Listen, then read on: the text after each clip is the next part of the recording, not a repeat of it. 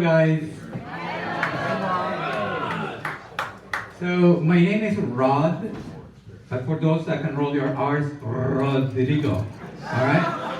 You wanna try that together? Rodrigo. All right, good. Thank you. That was fun. I came to this country when I was 14. My mom, my dad, older brother, younger sister. Our two pieces of luggage were jugs of wine. Yeah, we came from Chile, and so at the border, I can imagine the conversation with my father and the border guy. What it would be like today, actually. Because no, you can't bring those in. But I'm Chilean. This is Chilean wine. You know, like there's some kind of privilege for wine for Chileans. You know, you can get away with having the little mules carry for you. So as it turns out today, what they would do is say, no, screw you. I don't care from what part of Mexico you are. We're gonna take the kids. We're gonna take the wine, lock us away, and then go drink the wine somewhere. So, thankfully, that didn't happen. Okay, I'm here. All right. We had a tradition in my family growing up that whatever business my father was doing, that determined the family car. Okay, so one time he was transporting meat, and he had a meat truck, and so that was our family car. When other families would load up into the station wagons to go on vacation, we would load up into the family truck, you know, the freezer truck. My sister, my mom, and my dad would go in the cabin, and my brother and I in the freezer section. It's true, it happened. And if you want to know what a freezer section looks like, you probably haven't had that wonderful experience. It's a big metal box that's dark, that gets locked up, and that's it. That's what it is. So there we would go. We had some pillows, and we would bounce around, my brother and I. But one thing that we kept thinking is that those family vehicles that other families have, they probably don't have the kick-ass AC that we have in this truck.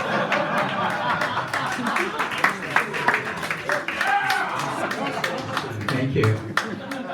So I wanted to learn how to drive and get my driver's license. I was in California, and you know, California, driving, the beach, the girls, and the movies. That's California, all right? So it was my first day at school, in high school, and I was going into driver's ed. Now, I walk in, and the class is dark, totally dark. The only thing that's playing on the screen is a black and white driver's ed film. And I don't know whether you've seen driver ed films with titles like Red Asphalt, you know, Deadly Machine. They're gory, they're really gory. So I'm trying to be very inconspicuous and find a place to sit. And so I think I have this place. I sit down, and I'm sitting on somebody's lap. And it was a girl, and she pushed me away as hard as she could. Now some of you may ask, how do you know it was a girl? But in an era of Me Too, I'm not going to tell you. You're going to have to trust me. It was a girl. All right. So she shoved me so hard that all of a sudden I'm on the aisle between the seats, and now my face has become the screen for this film. So these crushes are happening on my face and my shoulder, and my shadow is projected on the screen behind me. Shit, this is not how I envisioned my first day of school, all right? So I go and sit down finally, and I start thinking about it a little more, and I said, not so bad after all, you know what? First day of school, I'm taking driver's ed, so I'm gonna drive. I've been on the silver screen for a little bit over here, and I got to sit on a girl's lap.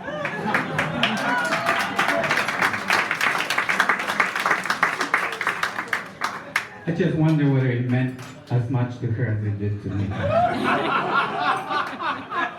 Whether I was her first, too. I'll never know.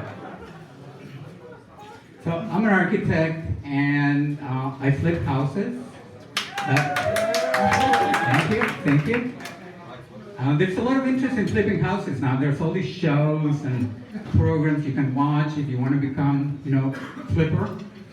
And you can pay $5,000 to go to a seminar to learn how to flip houses.